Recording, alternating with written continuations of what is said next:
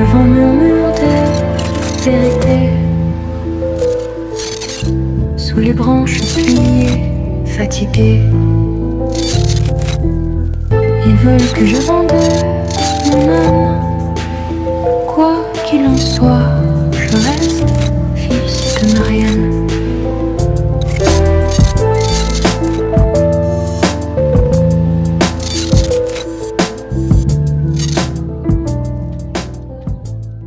Bonjour tout le monde, j'espère que vous allez bien. C'est KO avec Madame Alexandra Masson. Alors, avant de regarder l'interview, juste en bas là, tu cliques, tu t'abonnes à ma petite chaîne, tu fais tourner la vidéo et c'est parti. Alexandra, bonjour. Bonjour. Alors, merci de m'accueillir chez toi. C'est un plaisir. Merci. Alors, l'accueil une fois de plus, magnifique. Un dimanche matin, des croissants, des pains au chocolat et un sourire. Pas trop pour la ligne. Ouais, faut faire attention pour le sport. Mais toi, tu fais beaucoup de sport. J'en fais beaucoup, j'en ai vraiment besoin. Alors du coup, c'est ton chez toi? Oui, tout à fait, c'est mon chez moi et j'aime beaucoup être là. Je suis Ouais. très contente de te recevoir parce que c'est l'endroit où je me ressource en fin de semaine, après des semaines très agitées. Ouais, j'imagine, Mon cabinet d'avocat, Voilà. l'Assemblée nationale à Paris. Et là, c'est vraiment les moments où je suis sur le terrain, dans ma circonscription et c'est que du bonheur d'être là ce matin avec toi. Et dans la ville du Citron, Menton. Et dans la ville du Citron, mais pas que. Évidemment, la ville du Citron, mais pas que. Un patrimoine architectural magnifique. Ouais, on le voit derrière nous, ce vieux Menton, qui est une véritable carte postale et qui est la porte d'entrée de la France. On oublie de le dire. Alors voilà. C'est la première ville que tu vois quand tu arrives de l'Italie en France. C'est-à-dire tu prends le bord de mer et tu arrives à Menton. Et c'est ça qui est magnifique. Tout à l'heure, on était sur le balcon d'Alexandra et juste à côté, là, non loin d'ici, il y a l'Italie. Donc, on est vraiment limitrophe. Le cadre est magnifique et encore merci de m'accueillir. Alors, première question. 2024, victoire législative. Oui. Et mars 2026, on fait quoi? C'est objectif la mairie de Menton. Comment tu te sens? Comment tu te sens, ton staff? Comment tu vois le truc? Alors, je me sens hyper bien et je vais revenir un peu en arrière. 2024, dissolution, effectivement. Je me représente comme je l'avais fait en 2022 et on passe au premier tour. Et là, je me dis, bon, en dehors du moment de plaisir, hein, Voilà. quand tu es élu, c'est toujours agréable, tu as beaucoup travaillé, tu es avec ton équipe, c'est sympa. Et puis quelques jours après, je me dis, en fait, on a beaucoup plus travaillé encore que ce que je ne le pense, parce que moi, je suis quelqu'un qui, tout le matin, je rentre dans le bureau, je dis à mes équipes, oh, on n'a rien fait depuis 15 jours. En fait, ils me disent, mais tu te rends pas compte de tout ce qu'on fait tout le temps. Donc, j'ai toujours l'impression qu'il faut en faire plus. Et là, en fait, 2021, élection régionale, tête de liste du Rassemblement national dans les Alpes-Maritimes. 2022, première campagne législative, bien élu au deuxième tour. 2024, élu au premier tour. Et là, je me dis, il y a le combat des municipales qui arrive. Il faut y aller. Il faut y aller parce que dans la rue, ça faisait déjà un moment qu'on m'arrêtait en me disant, Alexandra, Menton, ça va pas. Il y avait une réelle demande des habitants, des Mentonnais, des Mentonnaises. Vraiment, Voilà. il faut que tu y ailles. On a besoin de toi sur la ville. Cette ville, elle est pas simple. Plus de 30 ans d'un ancien maire, Jean-Claude Dibal, et de Colette, son épouse, députée, maire, elle sénateur, premier adjoint. Ils ont occupé un espace très important. Et à leur départ, il n'y avait rien de préparé. Et ça a été, c'est le cas de dire, chaotique. Très chaotique. Et du coup, face à tout le travail qu'on a fait, face à cette demande récurrente de la population, je me suis dit, j'ai bien fait le job à l'Assemblée, je pense en tout cas. Les résultats sont là pour le dire. Maintenant, il faut que j'aille dans le combat municipal. Il faut que j'aille dans le combat municipal parce que la ville de Menton en a besoin. Beaucoup de Mentonnais le réclament. Et moi, je pense que je suis prête, après tout ce que j'ai fait depuis 2021, à aller dans ce combat-là. Et je vais y aller avec grand bonheur. Et je vais le dire maintenant, je suis contente que tu me poses la question. On me dit aussi, ah mais mince, Alexandra, mais on t'aime comme députée. Ouais.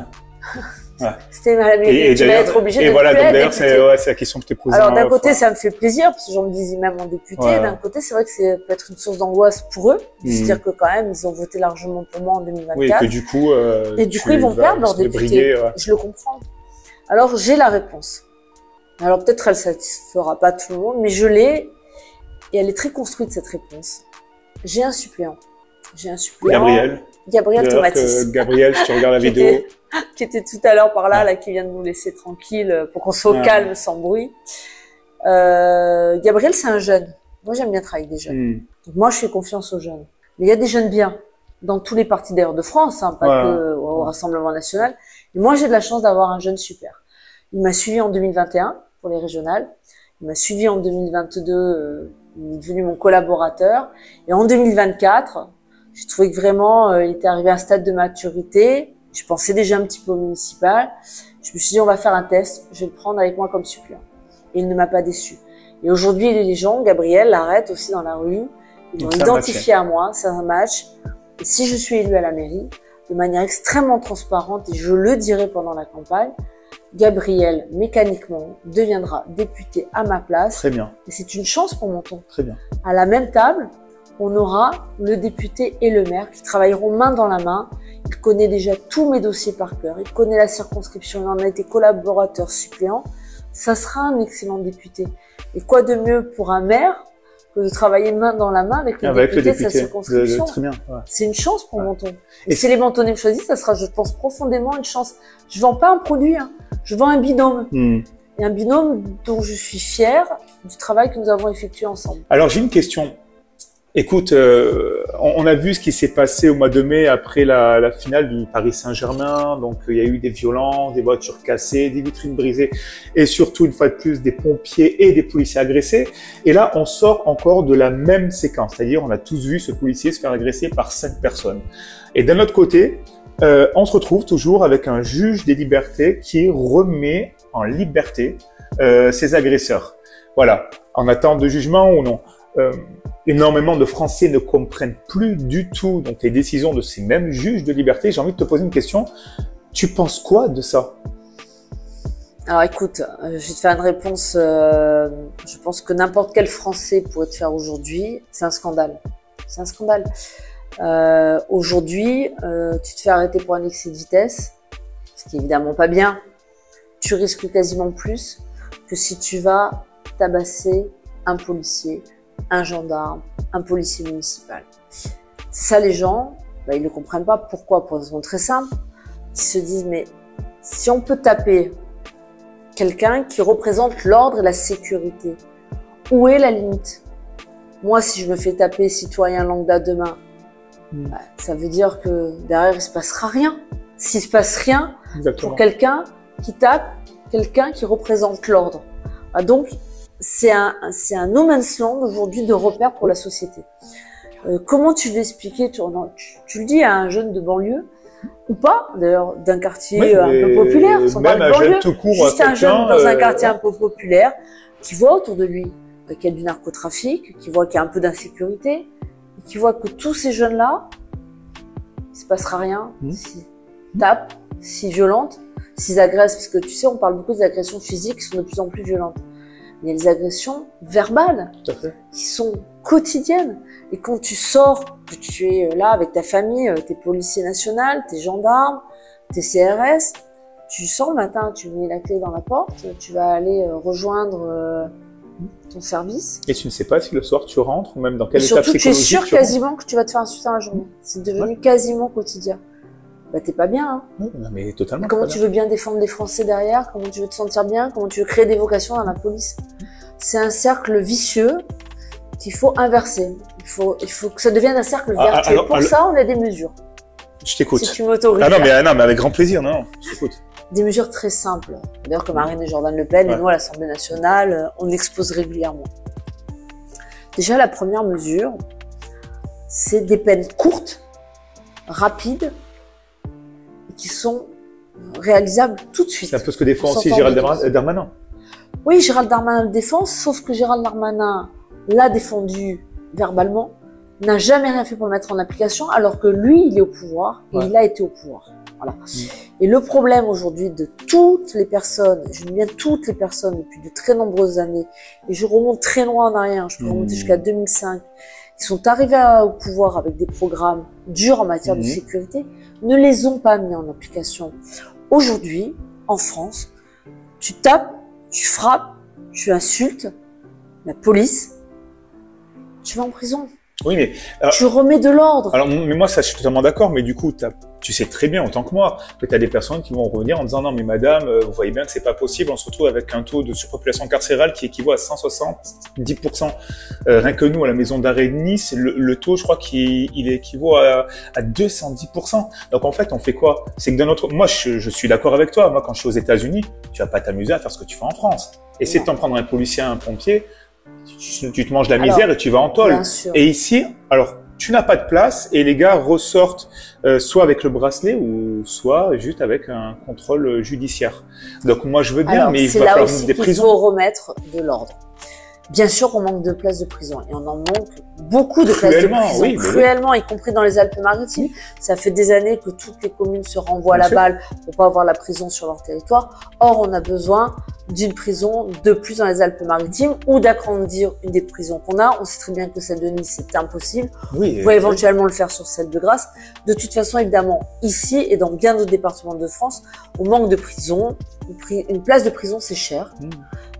Ça prend du temps, c'est 10 ans pour faire une prison. Ah oui, c'est 10 ans. Les 20 ans de retard qu'on a pris, on les a. La création de prison, c'est sur 6 milliards, 6-7 milliards. Donc, premièrement, on commence quand même à le faire. Le plan prison, c'est pas parce qu'on a du retard qu'il faut pas le mettre en place. Donc, quand nous, on arrivera au pouvoir, je l'espère le plus rapidement possible, on lancera le plan prison. Ça, c'est la première chose. Deuxième chose qui est plus concrète et plus rapide. Tu as beaucoup de gens en prison aujourd'hui qui pourraient sortir avec un bracelet électronique. Et on n'a pas assez de bracelets électroniques en France. Pourquoi on n'a pas assez de bracelets électroniques en France? Parce que derrière un bracelet électronique, il faut un système informatique, mais aussi il faut des gens qui regardent ce qui se passe derrière ces ordinateurs. Ça, c'est une volonté simple d'employer du personnel, de mettre en place plus de cellules informatiques dans lesquelles il y a les logiciels qui vérifient où sont les personnes qui ont un bracelet électronique. Parce que mettre un bracelet électronique, si on vérifie pas si la personne, elle sort en 2 heures, des heures autorisées, ça ne sert à rien. Mais pour certaines sanctions, entre autres de type financier, je suis désolée, on met en premier en prison les gens qui violent, qui tuent, qui font du mal physiquement, et on met des bracelets électroniques à des personnes qui, bien sûr, ont été condamnées, ne doivent pas sortir, mais pour des procédures fiscales. Oui, voilà, c'est pas du tout le même. Qui n'ont jamais agressé personne, qui évidemment ont eu des peines, qui doivent purger leurs peines. Mais à un moment donné, dans une société ultra-violente qui est en train de devenir celle dans laquelle nous vivons, il faut faire des choix. En prison, on met les ultra-violents. Mais il y a 2 secondes, tu me dis que si demain le RN, Marine, Jordan, vous arrivez au pouvoir, du coup, vous allez être dans le développement et la création de prisons. Bien sûr. Alors, juste une question, mais vraiment en speed. Comment tu vas les financer alors que tous les jours, nous, les Français que nous sommes, en fait, on nous mange le cerveau pour nous dire qu'on a une dette abyssale de plus de 3400 milliards d'euros. Où on va reprendre cet argent-là? Ça coûte 7 milliards environ, j'ai un peu étudié la création de prison. C'est pas 7 milliards ponctuels, hein, c'est 7 milliards sur un plan de 10 ans. D'accord? Bon, c'est important quand même de le dire parce qu'il faut pas sortir 7 milliards demain matin. C'est pareil, ça fait partie de tout le plan budgétaire d'économie qu'on a présenté. Jean-Philippe Tanguy, qui est monsieur économie au Rassemblement national, a fait un contre-budget. Dans ce contre-budget, on commence par dégraisser les services de l'État. Je dis bien le mot dégraisser. Je te donne un exemple très concret pour que nos téléspectateurs qui nous écoutent et nos auditeurs comprennent. Aide publique au développement extérieur de la France. Alors, je suis totalement d'accord. On aide aujourd'hui des pays comme la Chine. Non, mais alors on aide des pays comme la Chine. De notre argent. Mais Alexandra, moi, alors ça, l'APD, j'ai vachement étudié l'APD. Explique-moi comment ça se fait qu'en France, nous versons environ, approximativement, 135 millions d'euros d'APD à l'Algérie, alors que l'Algérie nous crache dessus. Donc, c'est-à-dire qu'en France, on est capable de demander à nos retraités, aux petits gars que nous sommes, ou à nos entrepreneurs, et les gars, on va serrer la ceinture. Par contre, on va verser de l'argent de l'APD à l'Algérie alors qu'on se fait cracher dessus par l'Algérie. Ça c'est une bonne réflexion. Essayez de baisser cette aide que nous fournissons au monde entier, parce que le premier pays, je crois, qui touche l'APD, c'est le Sénégal à hauteur de 400 millions d'euros. Bon, revoyons les choses à la baisse. Totalement. Alors, en plus, dans des pays, parce que dans les APD, évidemment, il y a à boire et à manger. Oui. Il y a des pays qui n'en ont pas besoin parce qu'économiquement, ils sont même beaucoup plus en développement que nous. La Chine, j'aimerais qu'on me dise pourquoi. Typiquement la Chine. Il y a des pays, on envoie l'APD, et il y a eu un certain nombre de rapports et d'enquêtes parlementaires qui ont été dévoilés et il n'y a pas très longtemps encore. Des pays en Afrique où on envoie de l'aide, aucun contrôle. l'argent est parti. Exactement. Entre autres, tiens, je prends un exemple à Madagascar, on le sait, on a envoyé l'argent pour faire des écoles. Ouais. Ça a du sens. Ouais.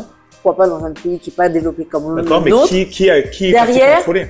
Derrière, zéro contrôle. Voilà. Et l'enquête parlementaire a prouvé que l'argent n'avait pas été utilisé. Bon. Et des écoles, c'est sûr qu'il en faut à Madagascar, Bien sûr. mais prioritairement en France, quand tu vois aujourd'hui que dans certains quartiers, on manque de tout, que Exactement. les écoles sont dégradées, qu'on a Merci. des salles de classe surchargées, Merci. qu'on a un certain nombre de professeurs qui sont en longue maladie, qui ne sont pas remplacés. Je pense qu'on est arrivé à un stade aujourd'hui où on n'est plus en capacité, la France certainement a été en capacité, non, on n'a plus ces il y a capacités. très longtemps, de pouvoir aider beaucoup de pays dans le monde. Oui. Aujourd'hui, on ne peut plus. Aujourd'hui, on a besoin d'écoles en meilleur état, de places, on a besoin de places de prison, on a besoin de réaider notre propre pays. Il faut à un moment donné que tous ces politiques, et particulièrement ceux qui dirigent aujourd'hui notre pays, arrêtent de penser qu'ils vont pouvoir vivre comme il y a 40 ans et que les finances publiques vont pouvoir être gérées comme il y a 40 ans. Moi, j'ai envie de te parler d'un truc. C'est Philippe de Villiers. Philippe de Villiers a sorti une pétition, la pétition qui demande un référendum sur l'immigration. Alors, perso, je trouve que l'idée est bonne, surtout quand on me parle à moi français, que je suis référendum. En gros, c'est on veut ta parole, enfin, parce que la dernière fois qu'on m'a demandé ma parole, c'était 2005, c'était, je crois qu'en 2005, tu étais encore sous l'étiquette UMP, avec Nicolas Sarkozy. La voix des Français n'a pas été respectée. Les Français dans la rue demandent juste un truc, c'est d'être entendus. Alors, je sais que Marine, elle, a dit non, nous, la pétition, bon, on n'en veut pas, on préfère de l'action. Toi, tu penses quoi de cette pétition et de cette initiative de monsieur Philippe de Villiers? Marine Le Pen n'a pas vraiment totalement dit ça. Alors, premièrement, Philippe de Villiers. Je trouve que c'est un garçon brillant. Je pense avoir lu une grosse partie de tous ses livres. Des choses extrêmement fortes. Ça fait partie des grands intellectuels français. Oui. Souverainistes, patriotes, très engagés. Ce qu'il dit aujourd'hui, c'est quoi? Il lance cette pétition, mais on va dire qu'il sort sur une vague. Il y a plein de sondages régulièrement qui sortent. Les Français disent, aujourd'hui, on a un problème avec l'immigration, elle est incontrôlée, on veut que ça s'arrête et on veut qu'on nous entende. Philippe de Villiers dit, ah ben on lance un référendum. Très bien. Mais nous, ça fait 4 ans, même un peu plus, mais enfin, on va dire au moins 4 ans, que Marine Le Pen dit, moi, je veux une loi référendaire. C'est un peu technique, si tu m'autorises, je vais prendre 2 minutes pour expliquer la différence. Ça arrive pour les internautes, ça va être super alors je vais être en 30 secondes. Vas-y. Un référendum, ça sera un acte juridique de papier qui n'aura aucune valeur probante parce que on ne peut pas le permettre sur l'immigration dans la Constitution aujourd'hui. Ok. Une loi référendaire, ça sera un acte juridique qui est inscrit dans le marbre. Parce qu'une loi référendaire sur l'immigration, la Constitution ne pourra plus revenir en arrière, ce sera du définitif. Donc en gros, on l'inscrit dans la Constitution. Exactement. Donc on est amené à modifier c'est pour ça la Constitution. que Marine Le Pen, alors c'est vrai que c'est pas toujours facile de l'expliquer. Non, mais là c'était très clair. Donc, voilà, le référendum c'est du papier, la loi référendum c'est du marbre. Et aujourd'hui, nous ce qu'on veut, c'est que ce soit du définitif. Il faut redonner la voix au peuple. Exactement, on est extrêmement favorable, on le dit tout le temps. Et tout le temps, hein, regarde, la dissolution on était favorable. On n'a pas peur d'aller aux urnes, on n'a pas peur de faire voter le peuple. Le peuple voter pour une immigration contrôlée, il faut lui donner une voix la plus légale possible. Aujourd'hui, l'article 11 de la Constitution, si on fait un référendum comme le propose de Villiers, n'aura aucune valeur juridique parce qu'il est interdit. Ça ne fait pas partie des sujets sur lesquels on peut avoir un référendum. Loi référendaire, c'est du marbre. Au vu de ce qui se passe sur le plan du narcotrafic, c'est-à-dire que chaque année, l'État investit des milliards d'euros pour lutter efficacement contre le narcotrafic. Malheureusement, qu'est-ce qu'on voit? On voit que certaines campagnes, certains quartiers français qui n'étaient pas touchés il y a encore 10 ans, aujourd'hui le sont. On voit que malheureusement, c'est en train de s'étendre un peu partout. Alors moi, j'ai dit, mais à certains moments, pourquoi ne pas fermer nos frontières à titre expérimental pendant un certain temps pour lutter efficacement contre le trafic de drogue, mais également contre l'immigration incontrôlée et contre le trafic d'armes? J'aimerais vous entendre à ce sujet, sachant que toutes les armes qu'il y a à Marseille… Tu as fait un truc très grave là, hein. Tu avais promis que tu ne ferais pas. Hein. Tu m'avais dit est-ce qu'on se tutoie pendant Pardon. la discussion et tu viens de me voyer. Attention. Je te fais un check. Non, mais alors, excuse. Non, mais, attention. Alors, je m'excuse, non, mais sérieux. C'est très important la question. Je vois les gamins, les AK-47, elles viennent d'où? Elles viennent des Balkans, alors, elles viennent… C'est très intéressant, tu sais. Bah tiens, je fais juste une parenthèse sur les armes. Aujourd'hui, plusieurs commissions ont eu lieu. Je te prends l'exemple, par exemple, de la guerre en Ukraine. On a beaucoup aidé l'Ukraine. Bon, on a beaucoup financé. On a beaucoup envoyé financé. des armes. On n'a pas envoyé de moyens humains, mais on avait toujours dit, parce qu'on ne voulait pas s'engager dans ce conflit, et Emmanuel Macron, le président de la République, a envoyé beaucoup d'aide, beaucoup d'armes. Aujourd'hui, une grosse partie de ces armes, on les retrouve dans les quartiers dans lesquels il y a les plus gros narcotrafiquants. Fermer les frontières pour lutter efficacement contre le narcotrafic, contre le trafic d'armes et l'immigration contrôlée. Est-ce que ça pose souci pour Madame von der Leyen? Est-ce que c'est quelque chose de réalisable? Pour elle, oui. Pour elle, ça pose un gros souci. Oui, l'espace Schengen, tout ça. Mais moi, pour moi, je suis désolé. Aujourd'hui, l'espace Schengen, qu'est-ce que je vois? Eh ben, je vois que l'espace Schengen, c'est quelque chose de négatif pour les Français que nous sommes, parce que toutes les armes, elles arrivent d'où? Elles arrivent ici, avec des bus de tourisme. La coke, elle passe par le port du Havre. Le shit du Maroc, il passe par l'Espagne. Et pour moi, l'espace Schengen, c'est pas top, quoi. Non. Alors, clairement, on l'a déjà expliqué à plusieurs reprises, on est pour remettre des frontières. Alors, double frontière d'ailleurs. Aujourd'hui, il faut remettre des frontières aux portes de l'Europe. Ça, c'est très important. Oui. Il faut bien le comprendre. Parce qu'aujourd'hui, entre autres, l'agence Frontex, dont on a beaucoup parlé, qui est une agence qui devrait, quelque part, protéger nos frontières à l'arrivée de l'Europe. Aujourd'hui, qu'est-ce qu'elle fait? Elle fait l'inverse. On l'a vu, hein, il y a beaucoup de suivi des agences Frontex. Elle récupère les bateaux de migrants et plutôt que de les ramener dans les ports de départ, elle les ramène chez nous. Voilà. Elle ne les ramène jamais dans l'autre sens. J'ouvre une parenthèse, c'est la raison d'ailleurs pour laquelle nous, au Rassemblement National, on explique que les demandes d'asile, elles doivent se faire dans les pays de départ et pas dans les pays d'arrivée. Ah oui. Faire les demandes d'asile dans les pays d'arrivée, c'est un appel d'air gigantesque. Ça, il faut le stopper. Il faut que les demandes elles se fassent dans les pays de départ et il faut instaurer une frontière ferme et définitive à l'entrée de Schengen. Après, dans l'espace Schengen, il faut évidemment durcir les frontières. On n'a pas le choix aujourd'hui que de durcir ces frontières. Donc, les ressortissants européens, je dis bien les ressortissants européens, non pas les migrants qui sont rentrés, qui viennent demander l'asile.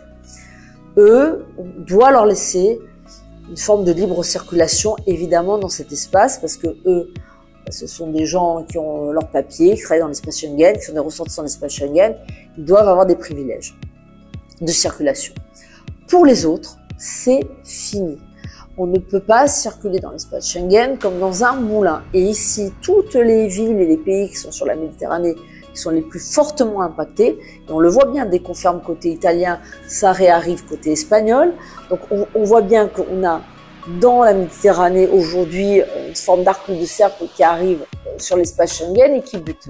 Si le côté méditerranéen, entre autres de l'espace Schengen, ne se renforce pas très fortement, eh bien, nous continuerons, comme tu viens de l'expliquer, à avoir de plus en plus d'entrées de drogue, de plus en plus d'entrées d'armes, de plus en plus de personnes physiques qui n'ont rien à faire sur notre territoire. Et ça va continuer, et ça va continuer, et rien n'est fait pour les arrêter. Ça, c'est la première chose. Et puis, effectivement, il y a la frontière de l'espace Schengen qui est sur le versant Europe de l'Est, où là, c'est d'autres enjeux.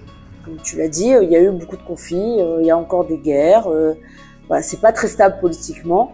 Donc oui, évidemment qu'il faut aussi fermer ce côté-là. S'il y a des demandeurs d'asile politique, on prend leurs demandes aux pays frontaliers de l'espace Schengen, on regarde ceux qui le sont réellement, ceux qui ne le sont pas.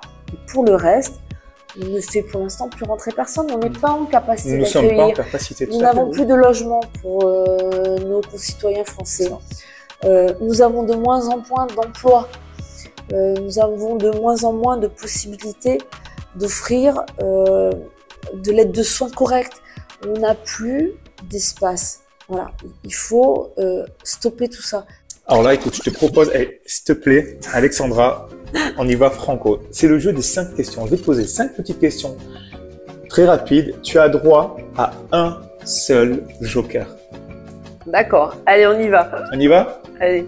C'est le jeu des 5 questions avec Alexandra Masson. Alors, ma première question. Alors, une immigration, à l'australienne ou à la française? Très rapide. À la française, avec des règles beaucoup plus fortes que ce qu'elles ne sont aujourd'hui. Donc, pour une immigration à la française qui n'existe pas aujourd'hui, alors? Qui n'existe pas aujourd'hui, qu'on va recréer une immigration forte sur le plan économique, sur le plan scientifique. On a perdu beaucoup de cerveaux en France ces 10 dernières années. Et moi, je veux qu'on réécrive cette histoire. Je veux refaire venir en France nos cerveaux français et des cerveaux des pays étrangers. Très bien. C'est fondamental, on en a besoin. Alors, On a les meilleures écoles quasiment du monde. On crée des jeunes formidables. Ils partent de la France parce qu'ils sont pas valorisés et mal payés. exactement. Mais en tout cas, bonne réponse. Enfin, bonne réponse. C'est ta réponse. C'est une réponse et c'est la mienne. C'est la tienne, voilà. Alors, retour du service militaire obligatoire ou le fameux SNU? C'est très personnel. Moi, je suis plutôt pour un retour du service militaire. Ça coûte beaucoup d'argent, c'est le problème. On a, hélas, déstructuré complètement ce service-là. Ouais. Le remettre aujourd'hui, ça va être très compliqué. Foncièrement, je serai pour. Je sais que ça sera compliqué, mais enfin, il faut aller vers ce chemin-là. Très bien.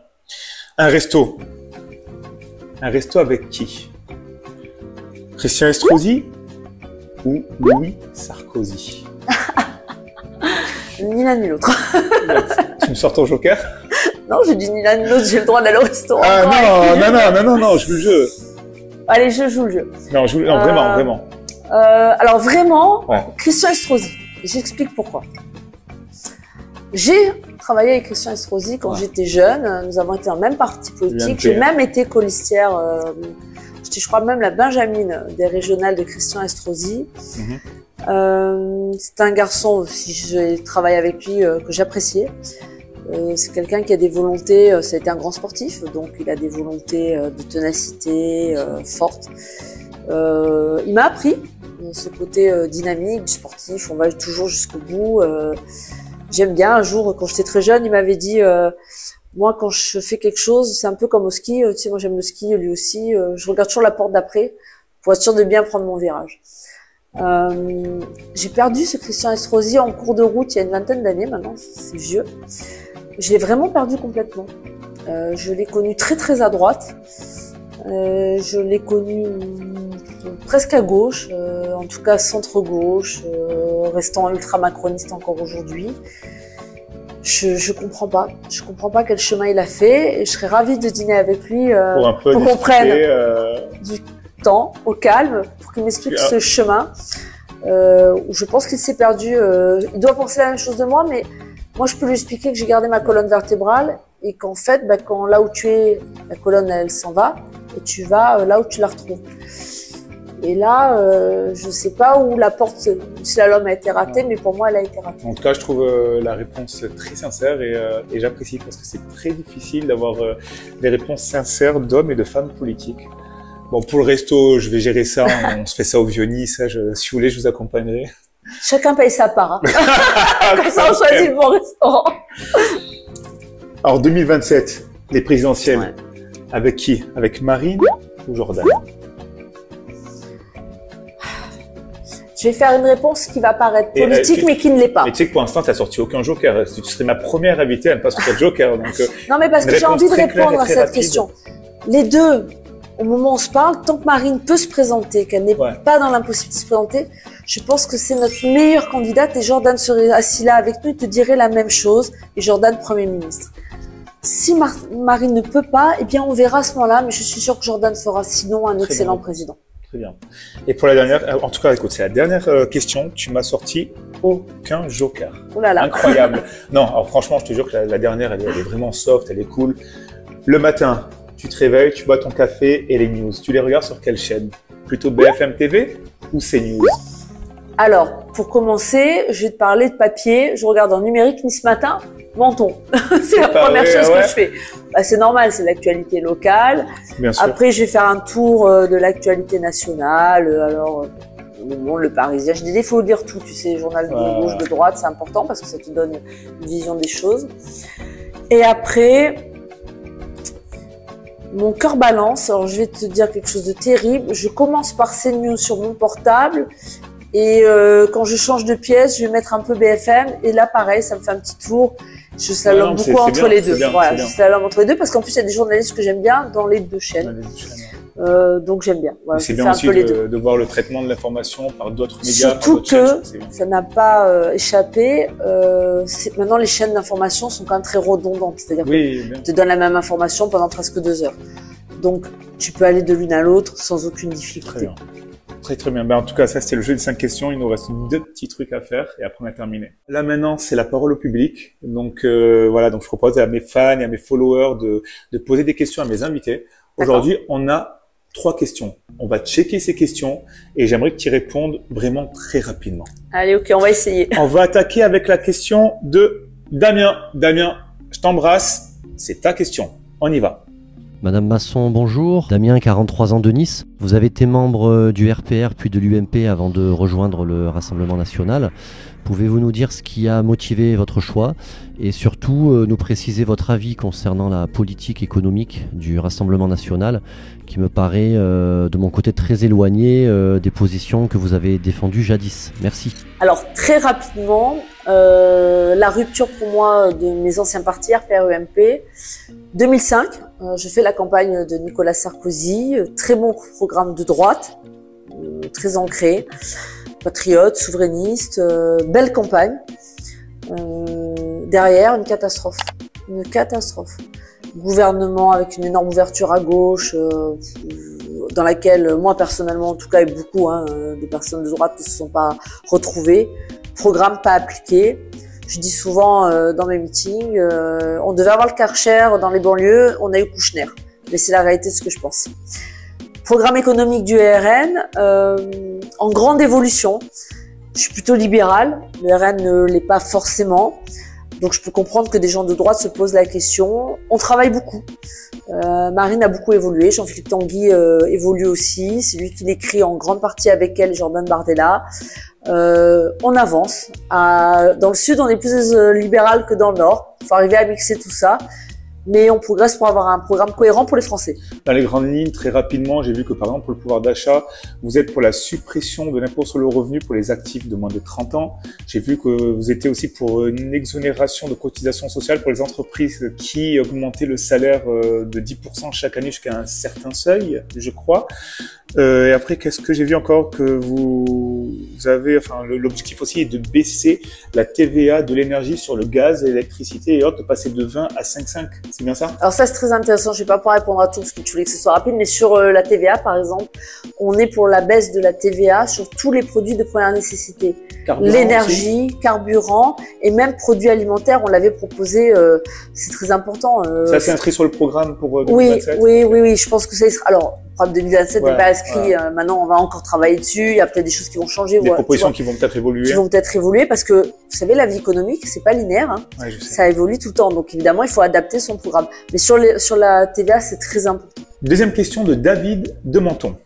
Bonjour Madame la députée, je m'appelle David, j'ai 40 ans, je suis père de 2 enfants et je suis cadre dans le secteur de la télécommunication. Je suis né à Menton et j'y ai toujours vécu. Aujourd'hui, je profite de cette tribune qui m'est offerte par Chaotique, que je remercie par ailleurs, pour vous poser une simple question. Ici, sur la Côte d'Azur, la vie est excessivement chère. Nous sommes tributaires des salaires nationaux, mais tout en payant des charges excessives en termes d'impôts fonciers, de loyers, de carburant et même de prix des courses. Et cette tendance est accentuée en été par le fait de priver les Mentonnais de places de parking, notamment dans le Borigo, ou même des voies de circulation qui restent changées pour les besoins du tourisme. Aujourd'hui, ma question est simple. Qu'est-ce que vous comptez faire pour redonner la priorité aux Mentonnais? Merci David pour cette question qui est pas simple. C'est pas simple parce qu'effectivement, on est dans une ville touristique. Donc, qui dit une ville touristique, effectivement, il y a un énorme décalage de population entre l'hiver et l'été. Alors David nous parle de stationnement, mais il n'y a pas que le stationnement. Hein. Les poubelles débordent, les gens n'arrivent pas à se garer. Bon, c'est très compliqué.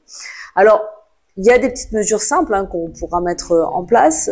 Déjà, au niveau du stationnement, oui, il va falloir faire des parkings réservés que pour les montonnés ou des places réservées que pour les montonnés. Ça se fait dans beaucoup de communes touristiques. Mais comment faire que des places que pour les montonnés? Comment faire la différence? Par exemple, moi qui suis alors, c'est très facile. Tu as des cartes résidents, ça se fait. Ok. Voilà, tu as des petites cartes résidents. Alors, soit tu crées l'été des parkings, par exemple, qui décrivent ne sont pas là l'hiver, ou dans les parkings publics, tu peux avoir aussi des cartes résidents, et donc quand tu as une carte résident, tu as un nombre de quotas de place qui est réservé dans le parking, et donc tu as plus de facilité d'accès. Et puis il y a un autre problème, David, il faut le dire, il n'y a pas assez de place de parking dans Menton. L'été, c'est complètement saturé. Les parkings souterrains, il n'y en a pas assez. Il va falloir en construire de nouveaux. Certains pourront être faits en régie par la mairie, d'autres en DSP. Il y a plusieurs schémas, on utilisera certainement les deux. Mais oui, il manque de parking à Menton et c'est un gros sujet. Bon, je peux pas développer tous les sujets, mais il y a des petites choses comme ça dans tous les domaines d'activité. On n'a pas de baguette magique, je suis pas la fée Clochette et personne l'est. Ceux qui vous disent qu'ils le sont, ils mentent. Par contre, on peut améliorer un certain nombre de choses, on le fera. Sur les plages, par exemple, moi j'ai des idées aussi de créer des plages plus simples pour les montonnés, plus accessibles. À Antibes, il y a eu un projet comme ça qui marche bien. Le transat, c'est 10 € quand on est résident, et pas 30 ou 40 quand on est touriste.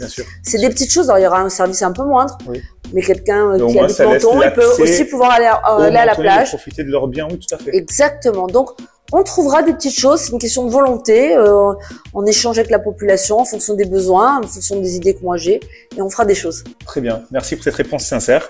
Et encore une fois, merci David. Alors, hop là, la troisième question. Donc la troisième question nous vient de Stéphanie, qu'on embrasse, 39 ans, Aix-en-Provence. Bonjour Madame Masson, je m'appelle Stéphanie, j'ai 39 ans et je travaille en tant que gestionnaire de compte dans le financement.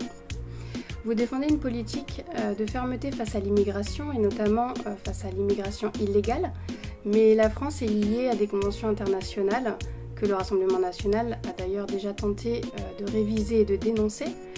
Alors pour faire le lien aujourd'hui avec l'actualité en Angleterre, selon vous, jusqu'où le Rassemblement national serait-il prêt à aller afin d'éviter que cela ne s'intensifie également en France? Merci Stéphanie pour ta question. Merci pour cette question. On en a un petit peu parlé en amont, mais première chose, loi référendaire. Comme ça, la Constitution, on ne peut plus la bouger. Elle est bougée, on ne peut plus la modifier. Et après, effectivement, entre autres, il y a l'article 55 qui est compliqué au niveau européen, qui nous bloque. Il faut lutter, mais avec déjà la loi référendaire. Et puis, il faut abolir certains traités. Vous savez, quand un traité a été voté, on peut revenir en arrière. C'est pas du définitif. Il faut une volonté des pays. Je pense qu'on aura plusieurs alliés dans les pays européens et on le voit bien. Des partis comme le nôtre montent dans de nombreux pays européens. On a l'exemple de Madame Meloni à côté en Italie, où tout le monde avait dit oh là là, elle travaillera pas avec l'Europe, ça va être une catastrophe économique. Aujourd'hui, les Italiens sont dans une dynamique économique comme jamais ils n'ont eu. Aujourd'hui, elle négocie au contraire avec l'Europe. Elle a même permis d'avoir des infrastructures, entre autres avec l'Albanie et la Tunisie, pour qu'il y ait un certain nombre de migrants qui puissent rester aux frontières. Donc, au contraire, plus que jamais, je suis persuadée que nous allons pouvoir, quand on accédera au pouvoir, quand on aura la loi référendum, à stopper cette immigration de manière contrôlée. Le flux. Tout à fait. Très bien. En tout cas, merci aux internautes et s'il vous plaît, continuez à être à l'affût sur mes réseaux sociaux. Si vous aussi vous voulez poser vos questions à mes invités politiques, il suffit de me suivre sur Facebook, Insta, X, Chaotique 747. Nous, on approche de la fin. En tout cas, j'ai vraiment kiffé ce petit moment. Et alors, Alexandra, j'ai eu une idée comme ça. Et cette idée, t'es ma première invitée. Ouh là là, je vais être testeur.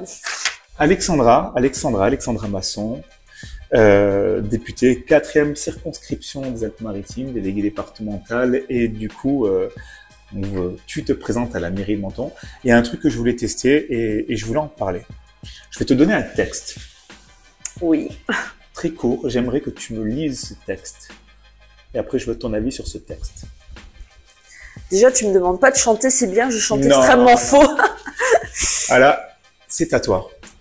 Dans les constructions élevées, incompréhension, bande de gosses soi-disant mal élevés, Friction, excitation, patrouille de civils, trouille inutile, légende et mythe débile, hashish au kilo, poète armé de stylo, réserve de créativité, hangar, silo, ça file au bloc 20, pack de Heineken dans les mains, oublié en tirant sur un gros joint.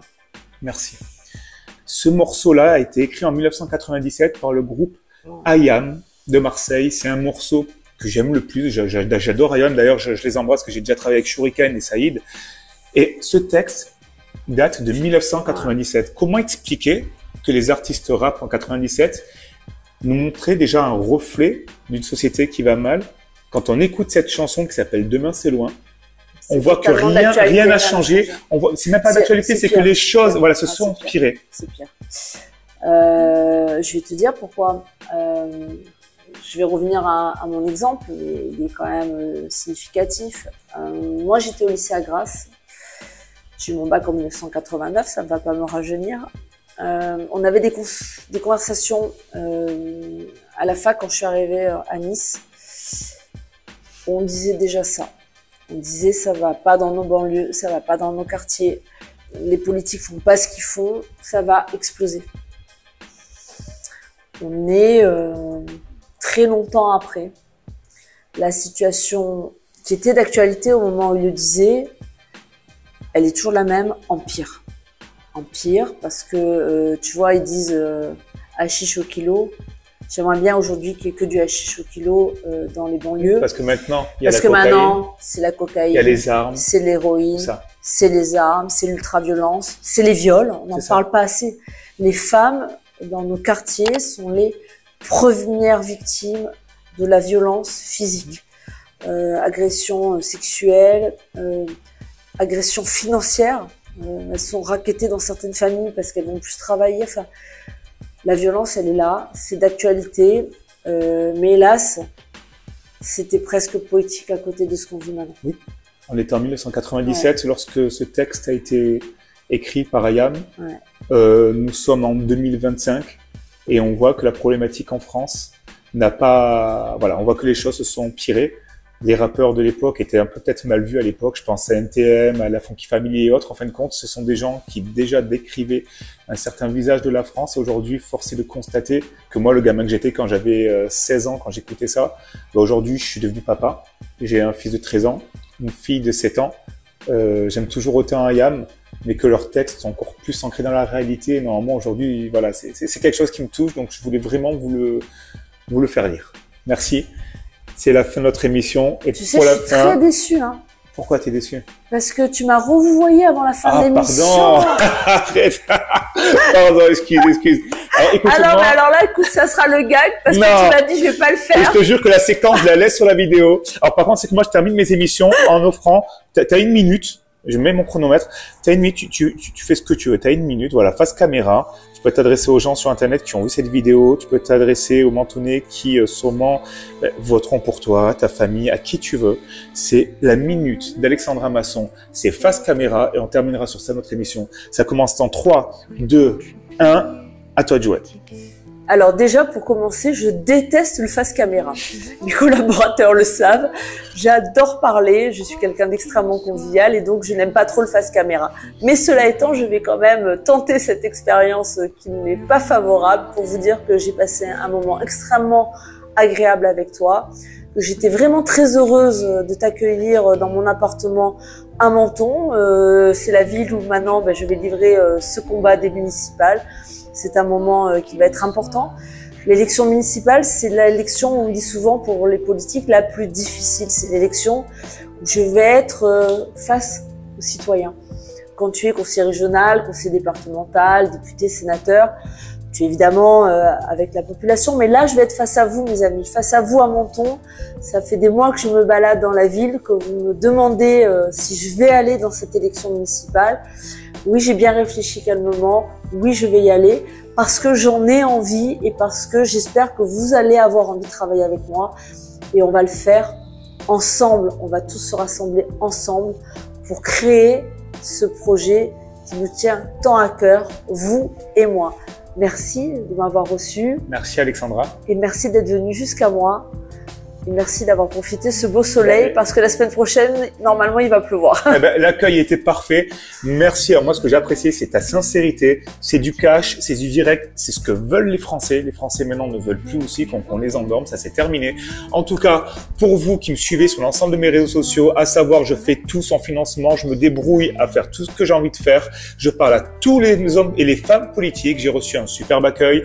Mon prochain invité sera David Lisnard, le maire de Cannes et bien évidemment le président de l'AMF, l'Association des maires de France. N'oubliez pas de cliquer, de vous abonner. C'était Chaotique et Alexandra Masson en direct de la ville du Citron.